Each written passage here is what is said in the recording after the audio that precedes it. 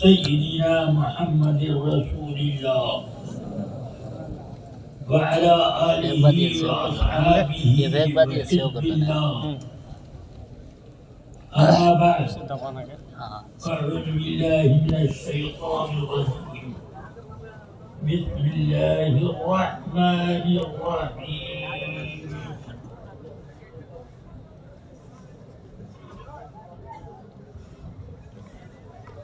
يا أيها الذين آمنوا اتقوا الله وكونوا مع الصادقين صدق الله العلي العظيم.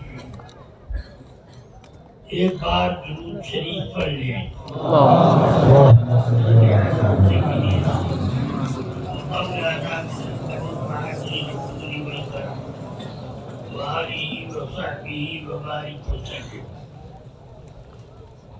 اب تو ہمارے جلسوں کا حال صرف نعرے تک رہ گیا. ہم جلسہ کرتے ہیں مسلک اعلیٰ حضرت کی حفاظت کے لیے، سنیت کو مضبوط اور پائیدار بنانے کے لیے. مجمع بڑا ہو جاتا ہے مگر اس مجمع میں یہ قوت نہیں رہتی ہے کہ اپنے مذہب اور اپنے عقیدے کو اس مضبوطی سے تھامے رہیں جیسا کہ اللہ نے فرمایا وَاعْتَصِمُوا بِحَبْلِ اللَّهِ جَمِيعًا. تم سب اللہ کی رسی کو مضبوطی سے تھامو. اللہ کی رسی وہ نہیں ہے جس سے آدمی گٹھڑ باندھتا ہے. اللہ کی رسی وہ دین متین ہے جس دین متین کو مضبوطی سے تھام کر اللہ تک پہنچنے کا راستہ بناتا ہے.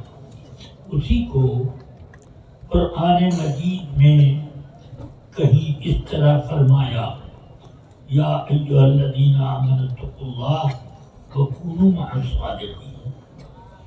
اے ایمان والو پرہیزگاری اختیار کرو اور سچوں کا دامن مضبوطی سے تھامو، انہی کے دامن کے سائے میں رہو. کبھی یہ فرمایا یا ایھا الذین آمنوا اتقوا اللہ وابتغوا الیہ الوسیلہ. ان سب کا حاصل صرف یہ ہے کہ اپنے دین و ایمان کو قائم رکھنے اور اللہ سے قریب تر پہنچنے کے لیے اپنے بزرگوں کا دامن مضبوطی سے تھامو. بزرگ وہی لوگ نہیں ہیں جن کی داڑھی سفید ہو گئی. وہ لوگ بزرگ نہیں ہیں جو لوگ کے عالموں سے زیادہ چمکیلا جبہ اور قبہ لگا کر آتے ہیں.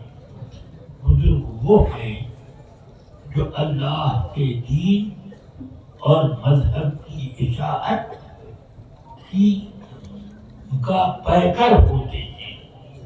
ان کا عمل بھی مبلغ ہے، ان کی زبان تو مبلغ ہے. سبحان اللہ. اس لیے ایسے بزرگوں کے سائے میں رہو. اب یہ ہے کہ اللہ نے اللہ کے رسول صلی اللہ علیہ وسلم سے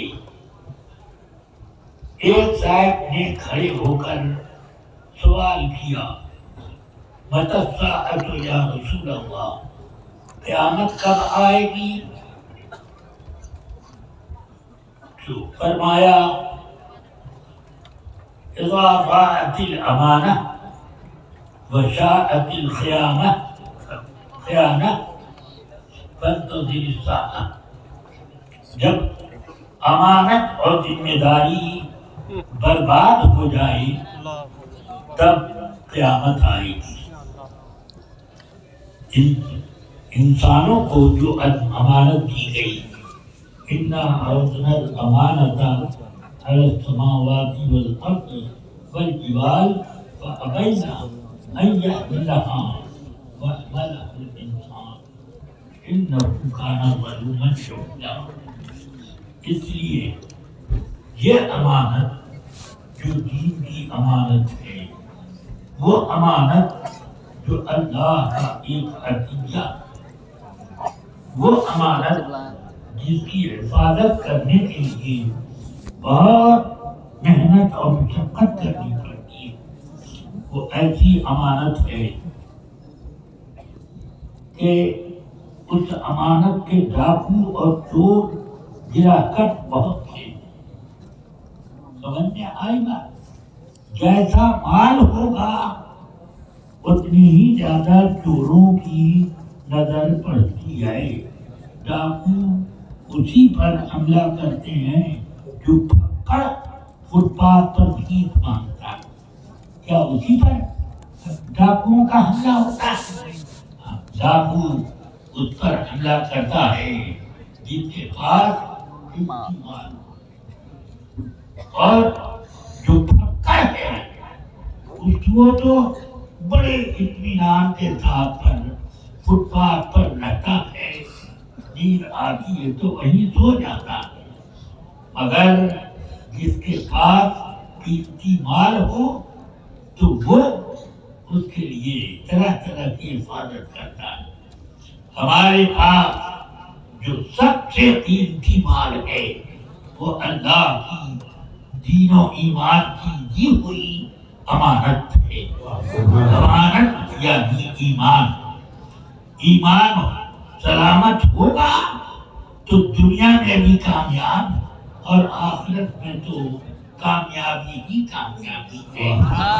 جنت میں ایمان سلامت ہے تو تب جاؤ گے جب، بلکہ آپ قیامت تو بہت دور ہے، اگرچہ اقتربت الساعہ ہے، مگر قیامت سے پہلے کیا ہے؟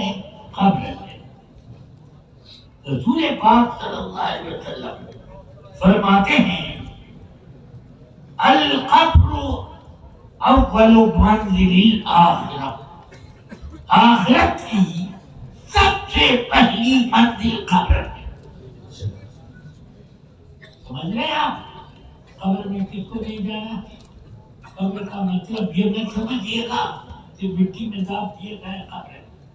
قبر کا مطلب چاہے وہ آگ میں جلائے گئے تبھی قبر ہے، اور تم پانی میں بہائے گئے وہی قبر ہے۔ اگر شیر چیتا کھین کر پاڑ کر کھا جائے تو اس کا پیٹ ہی قبر ہے۔ وہیں پر آ جائیں گے نبی لہر سوال کرنے کے لیے۔ سمجھ میں آ رہی بات؟ قبر یہ آخری پہلی منزل ہے آخرت کی، اور ایسی منزل فرماتے ہیں جو اس منزل میں کامیاب ہو جائے گا آگے کامیاب ہوتا ہی جائے گا، اور جو اس منزل میں ناکام ہوا اور زیادہ ناکام ہوتا چلا گیا۔ پھانسے چھوٹا سا ایک کانٹا تھا، آگے آنکڑا پھوٹینا، آگے کران کے آنکڑے آئے تھے، پھر وہی کران کے آنکڑے پورے صراط پر سے یہ ہے۔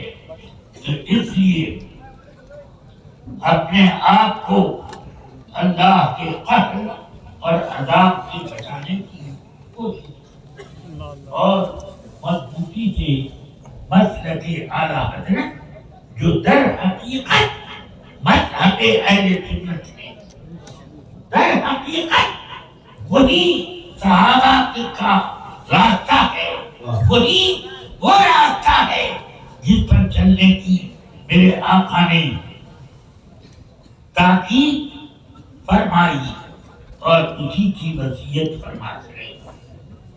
سمجھ گئے؟ اس مذہب کو مضبوطی سے تھامو اور طرح طرح کے رسول پاک نے فرمایا ایک لکیر تھی اور اس کے کنارے دونوں طرف یعنی ایک لکیر ایسی تھی ایک ہی اور کنارے یوں دونوں طرف کچھ سامنے بنا فرمایا یہ انہا کی صراطی مستقیمہ. سمجھ میں آیا؟ یہ سیدھا جو ہے یہ میرا راستہ اور یہ ہر جگہ جو الگ الگ بنا ہوا ہے راستہ ادھر گھومو ادھر گھومو وہ سب ہر راستے کی اس کو کر کر شیطان بیٹھا کہتا ہے میری طرف آ میری طرف آ اور وہ چاہتا میں پہنچا سمجھ میں آئے گا. اس لیے ایک راستہ مضبوطی سے اہل سنت کا یہی ذمہ داری علماء کی ہے یہی ذمہ داری مسجد کے اماموں کی ہے یہی ذمہ داری سارے ایک ایک فرد نمازی کی ہے. اور اللہ کیا ہم اپنی کم قسمتی پر ہوئیں کہ اللہ کا یہ اللہ تعالیٰ نے یہ امتحان رکھا ہے. مسجدوں کا متولی دیکھو تو وہ صلح کلی ہوتا ہے. مسجد کی کمیٹی کے لوگ ایسے نالائق ہوتے ہیں جو کہتے ہیں دیکھو دیوبندیوں کا رد مت کرو شیعوں کا رد مت کرو اس کا رد مت کرو تو سیدھی سادی روزے نماز والی تکلیف کیا کرو. اب ایک روزہ بنے گا نماز پڑھی جائے یہ سوچتا ہے کہ مسجد بھر گئی نماز پڑھی نہیں. جب تک آدمی کا دل ایمان سے منور نہ ہو اس وقت تک نہ وضو ہے اور نہ نیت ہے نہ تکبیر نعرہ تکبیر نعرہ رسالت حضور محدث کبیر حضور ممتاز الفقہ آمد حضور قائد ملت. دل جو گھر خاص تھا ان کا نہ بنایا اس کو. دل جو گھر خاص تھا ان کا نہ بنایا اس کو. مسجد و دیر کو بنائے تھے کیا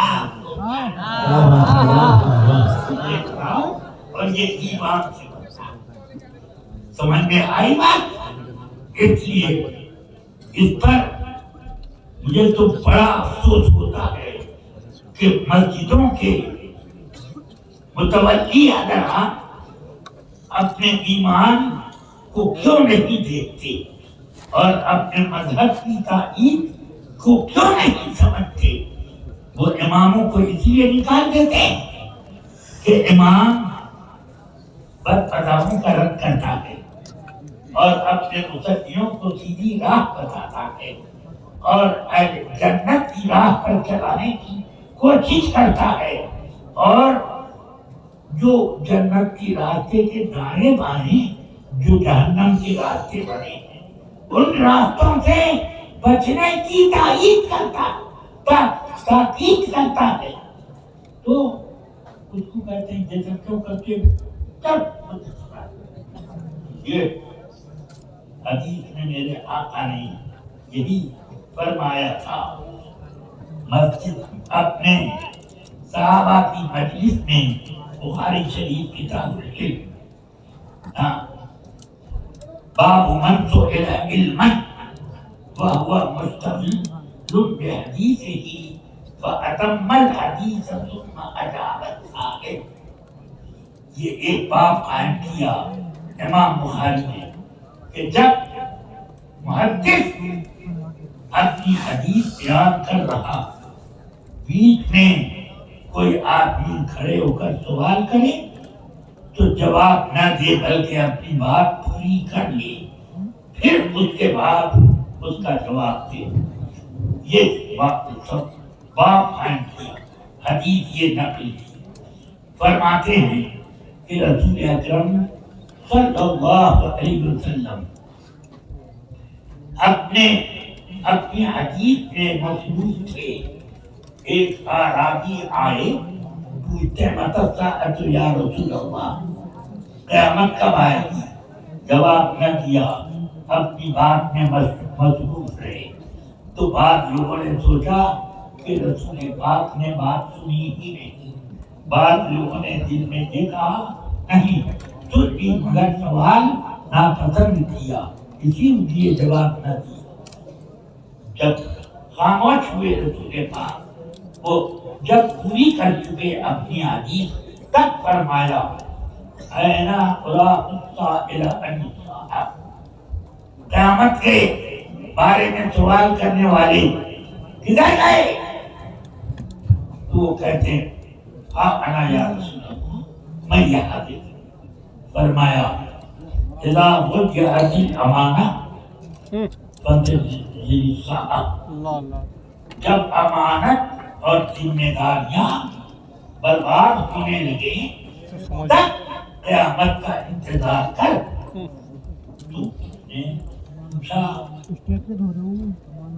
دریافت کیا کیف اضاعتها یا رسول اللہ، امانت اور ذمہ داریاں کس طرح برباد ہوئی کہ قیامت کا انتظار کیا جائے، کس طرح بربادی ہوگی؟ فرمایا اذا وسد الامر الى غیر اہلہ فاتقوا الساعة، جب معاملات کی ذمہ داریاں نالائقوں اور نااہلوں کو دے دی جائے تو قیامت کا انتظار کریں۔ بڑے بڑے نااہل ہر جگہ ہر معاملے میں، چاہے وہ حکومت ہو چاہے کوئی بھی چیز ہو، ہر معاملے میں نااہل مسجدوں کی ولایت، مسجدوں کی تولیت نالائقوں کے ہاتھ میں، جو یہ نہیں جانتے کہ مسجد میں کیا کیا حقوق ہے اور مسجد میں دین کی اشاعت اور تعلیم یہ ضروری ہے۔ کس طرح سے نماز پڑھانا، نماز کے مسئلے نہیں بتائیں گے۔ نماز کے مسئلوں میں بنیادی مسئلہ یہ ہے کہ اپنا عقیدہ صحیح کر کے آ، وضو سے زیادہ پہلے دل کا وضو ہے، اور دل کا وضو ایمان کی پختگی کا نام ہے۔ سبحان اللہ سبحان اللہ۔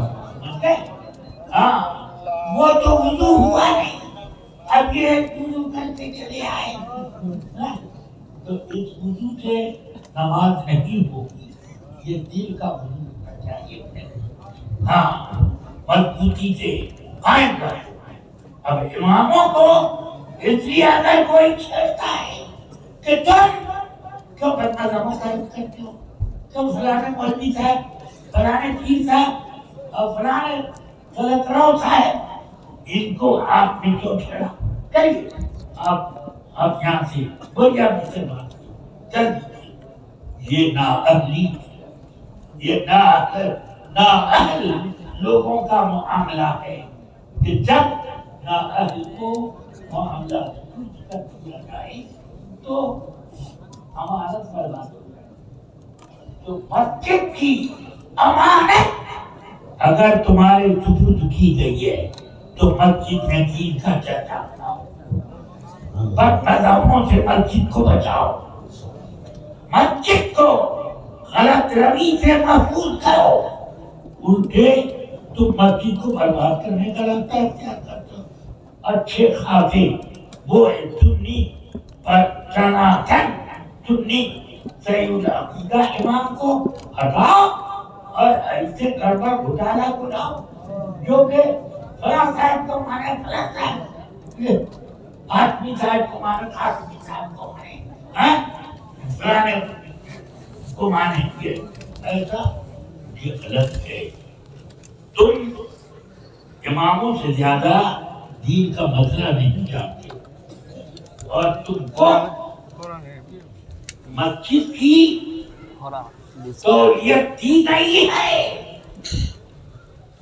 یہ نااہلیت کی بنا پر دی گئی ہے کہ قیامت کی علامت سمجھ میں آیا؟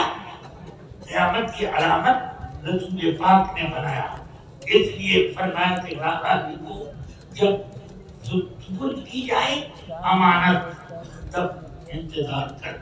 اس کا مطلب کیا ہوا کہ نااہل کو قیامت کے قریب نااہل کو سپرد کیا جائے گا۔ ارے بھائی متولی فلاں صاحب کو بنا نہیں، عالم صاحب کو بنا، عالم صاحب ٹھیک نہیں ہے، وہ دھاتا نہیں ہے، یہ ان سے ٹکر نہیں لے سکتے بھیا، سب سے ٹکر تو مولانا ہی تھا، اور آپ لوگ تو سب سے سنا کرتے ہو، سلح کلی، یہ تو سلح کلی ٹکر کیا لے گا، وہ تو خود ٹکرا کے آتے ہیں، ٹکرا کے گر پڑا ہے، وہ کیا ٹکر لے گا؟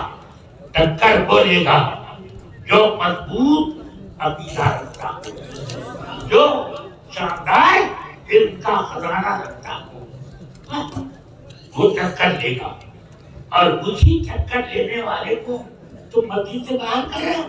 اس کا مطلب یہ ہے کہ مسجد کو آپ شیطان کا گھر بنانا چاہتے ہیں، اس لیے عذاب سب سے پہلے ان لوگوں کو ہوگا جو مسجد مدرسے کے نااہل ذمہ دار لوگ، ان کو پہلے پکڑا جائے، سمجھ میں آئے گا؟ ان کی وجہ سے یہ سب کام ہوتا ہے۔ اللہ تبارک و تعالی بچائے، آپ سب حفاظت پر ڈٹے رہو۔ مقتدی جس امام کو پسند کرے وہ امام، جب سارے مقتدی کسی امام کو ناپسند کریں، کسی کی نماز سر سے ایک بالش کو اوپر نہیں جاتی، یہ نماز اتنی بھی اٹھ کے نہیں جائے، بلکہ نیچے ہی آئے، تو اس لیے اگر نماز مقبول کرنی ہے تو تم اس کو امام بناؤ جو سب سے زیادہ علم رکھتا۔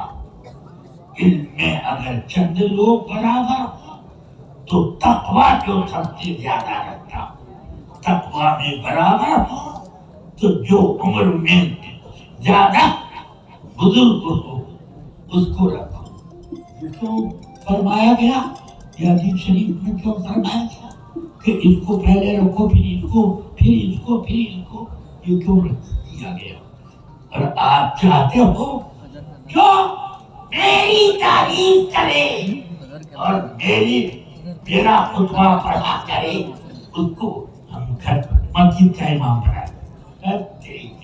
ایسے لوگوں کو مسجد کا متولی بنایا گیا جو اپنی تعریف کے لیے مسجد کے متولی ہوئے۔ ابھی تعریف خانے میں مسجد میں نماز کی جو جگہ ہے وہاں پہ قائم کیا ہے۔ اس لیے یہاں مسجد میں وہ تقریر کی جائے گی جس تقریر کو سن کر کوئی بد مذہب مسجد میں قدم نہ رکھے۔ آیا جس تقریر کو سن کر کوئی بے ایمان مصلی کا قابض نہ ہو جائے، منبر پر کھڑا نہ ہو جائے کوئی بد مذہب، تو ایسا صحیح العقیدہ امام رکھو جو بولے تو وہی بولے جو ایمان بولتا ہے۔ امام وہ تقریر نہ کرے جس پر واہ واہ نعرہ لگے، وہ تقریر کرے جو ایمان تقریر کراتا ہے۔ سمجھ گیا؟ میں تقریر کے لیے بیٹھتا ہوں، تقریر نہیں کرتا، بس ایمان کی آواز جو ہوتی ہے وہی آپ تک پہنچاتا۔ سمجھ گئے؟ تو لچھے دار اور خوب باوجہ تقریر چاہیے تو اس سے کام ہے۔ ہم تو یہ جانتے ہیں کہ ہمارا دین دین حق ہے، اور اس کو ادھر ادھر بہکانے کے لیے سینکڑوں قسم کے ایجنٹ ڈھونڈ رہے ہیں، ان ایجنٹوں کی طرف نہ جاؤ۔ مولانا شاہد صاحب نے ایک بے نور تنویر کی کچھ بات کر دی تھی تو اس پر ہنگامہ کھڑا ہو گیا۔ آج لوگ میرے پاس آئے کہ معافی مانگنے آئے ہیں، تو یہ وہ میں نے کہا چھوڑ، مولانا جب رہیں گے تب، ابھی نہیں۔ ہاں تو اب مطلب یہ ہے کہ ہم لوگ نور ایمان پھیلائیں، اس نور کی وجہ سے اگر کہیں کا اندھیرا چھٹنے لگے تو وہ تو بھاگے گا، اندھیرا تو بھاگے گا ہی۔ جب روشنی آئے گی تو اندھیرے کو بھاگنا ہی پڑتا ہے۔ یہ نہیں ہے کہ اندھیرے میں روشنی ہو تو اندھیرے اس اندھیرے چاروں طرف سے اس کو چھپا لے، یہ نہیں، بلکہ اندھیرے کو بھاگنا پڑتا ہے۔ ہاں تو اسی وجہ سے تم چاہتے ہو کہ امام صاحب چلے جائیں تاکہ ہم یہاں پر اندھیرا پیدا کریں، تو اندھیر کرنے کے لیے مسجد نہیں، ایمان کی حفاظت کے لیے ہے۔ امام صاحبان کو میری تنبیہ ہے کہ اس بات کو سامنے رکھیں کہ رسول پاک نے فرمایا ہے اذا اسد الامر الى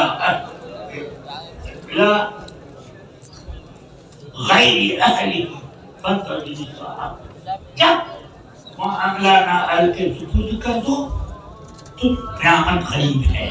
تو اس کا مطلب ہے امام صاحب تو اپنے آپ کو کنٹرول لو، معاملہ آپ کو سپرد ہو گیا، سب کی نمازوں کا کہیں گڑبڑ گھٹالا ہو تو توبہ کر دو، کوئی غلط روی ہو تو اس سے رجوع کرو۔ سمجھ گئے؟ امام صاحب کے کہیں اور متولی صاحب بھی اسی طرح اپنا امتحان ہے۔ مجھے متولی بنایا گیا، مسجد کی حفاظت یہ ہے کہ پہلے شیطان اور شیطان کے فرشتوں کی بھیڑ زیادہ لگا اور صالح لوگ مسجد میں آئے، امام ایسا رکھو کہ لوگ اپنے ایمان کو بھی بچائیں اور اپنی نماز کو بھی بچائیں۔ ایسا نہیں جو متولی صاحب آپ کا خطبہ پڑھے اور اللہ رسول کا خطبہ بھول جائے، تو ایسا اگر امام رکھنا ہے تو اب تو مسجدیں مرثیہ خان ہے کہ نمازی نہ رکھے، یہ ہوتا ہے۔ اس لیے متولی حضرات مسلک اعلیٰ حضرت پر پہلے اور مذہبوں سے وہ اچھی طرح سے دور رکھو۔ امام حضرات دیکھو، اماموں کی ذمہ داری ہے کہ کسی پر مذہب سے نہ لگے اور کسی کے مذہب کی دعوت نہ کھائے اور اس کی چائے نہ پیے، سب سے وہ اپنے آپ کو کٹھاف رکھے اور سنیوں سے محبت کرے اور اپنے مقتدیوں کو انہیں پر مقتدی بنائے جو سناتن سنی ہو۔ ہاں اور بد مذہبوں تو اصلاح ممکنہ سے اصلاح کرے اور اصلاح سے ناممکن ہو تو تب ان کو دور و نفور کرے۔ ہاں اس لیے اماموں کی بھی ذمہ داری اور متولیوں کی بھی ذمہ داری، مقرر ذمہ دار ہے اس بات کا کہ اللہ اور رسول کی بات لوگوں تک پہنچائے، غلطی دیکھے اصلاح کرے. سمجھ میں آئی بات؟ یہ تو حال ہے. ذرا سنو، رسول پاک سرور عالم صلی اللہ علیہ وسلم نماز پڑھ رہے تھے. حضرت ابو بکر رضی اللہ عنہ فرماتے ہیں حضور پہلی رکعت میں قرات کر رہے تھے. میں مسجد میں پہنچا، میں نے سوچا اور جب پہنچا تو رکوع میں چلے گئے. میں نے سوچا کہ اگر میں صف اخیر میں پہنچتے پڑھوں گا، یہ تو مشکل ہو رہا ہے. ہو سکتا ہے حضور میرے پہنچنے سے پہلے سر اٹھا دیں تو میری رکعت چھوٹ جائے. اس لیے صفوں کے پیچھے ہی اللہ اکبر کا اللہ اکبر رکوع میں چلے گی. سمجھ آیا؟ تکبیر کہی، تکبیر تحریمہ کے بعد دوسری تکبیر کا کے رکوع میں چلے گی. وہ اور میرے آقا سرور کائنات تو وہ امامت ہے کہ ہر مقتدی پر نظر رکھتے فرماتے ہیں انی اراکم وراء ظہری کما اراکم امامی. میں تم لوگوں کو اپنے پیٹھ کے پیچھے بالکل اسی طرح دیکھتا ہوں جیسے سامنے دیکھتا. ایسے میں دیکھتا ہوں. سبحان اللہ. یہ سنیوں کا عقیدہ ہے جو رسول پاک نے بتایا اور سنیوں نے اس کو مضبوطی سے تھاما کہ رسول پاک کہاں کہاں کرتے. وہ آدھی کی طرح نہیں ہے کہ دیوار کے پیچھے بھی نہیں دیکھ پاتے. نہیں علم ہے کہ دیوار کے پیچھے کیا. ہاں رسول پاک فرماتے انی اراکم وراء ظہری کما اراکم امامی اما لا یخفی علیکم رکوعکم ولا خشوعکم. سن لو، جب تم نماز میں میرے پیچھے ہوتے ہو تو تم دیکھتے یہ ہو کہ میری توجہ قبلے کی طرف ہے، حالانکہ میں چاروں طرف دیکھ رہا ہوں اور تم کو اپنے پیٹھ کے پیچھے بالکل ویسے ہی دیکھ رہا ہوں جیسے سامنے دیکھتا ہوں. سبحان اللہ. بالکل ویسے ہی دیکھتا ہوں. اے ابو بکر، تم مسجد میں آئے، صفوں کو پیچھے کیوں رکوع کیا؟ صفوں سے پیچھے کیوں رکوع کیا؟ فرماتے ہیں ابو بکر کہ میں مسجد میں آیا، حضور کو دیکھا رکوع میں چلے گئے. میں نے سوچا کہیں صف میں پہنچتے پہنچتے رکوع سے اٹھ گئے تو میرے پہلی تکبیر یعنی پہلی رکعت چھوٹ جائے. اس لیے جلدی سے میں صف کے پیچھے رکوع میں چلا گیا اور 2 قدم اٹھا کے میں صف میں گھس گیا. اور رسول پاک نے نماز کے بعد فرمایا اے ابو بکر، تم نے صف کے پیچھے نماز کیوں شروع کی؟ عرض کی یا رسول اللہ، یہ بات تھی کہ آپ رکوع میں تھے، ڈرا کہ آپ رکوع سے سر اٹھا دیں گے تو میری پہلی رکعت چھوٹ جائے. اس لیے میں نے صفوں کے پیچھے رکوع کر کے 1 قدم آگے کیا اور رکوع میں بھی شامل ہو گیا اور پوری کے رکوع کہتا. فرمایا زادک اللہ حسن، پہلی رکعت کی محبت اللہ تیرے دل میں بڑھا دی. بلا تقل، آئندہ ایسا مت کرنا کہ صفوں کے پیچھے نماز شروع کر دے، صف میں داخل ہو کر کے نماز شروع کر. بات سمجھ میں آ رہی ہے؟ اس لیے میرے آقا صلی اللہ علیہ وسلم لوگوں کو صراط مستقیم پر قائم رکھتے ہیں اور ہم کو رسول پاک ذمہ داری دے کر گئے کہ جو علماء آئے جس نائب رسول کا لقب لے کر کے پڑھتے بلکہ نائب ہونے کا حق ہے۔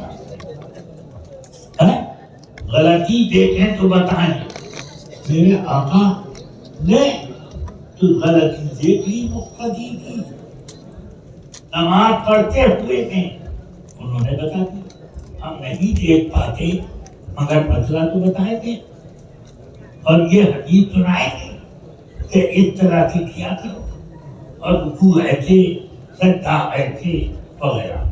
بس میں نے یہ اتنی تقریر کی۔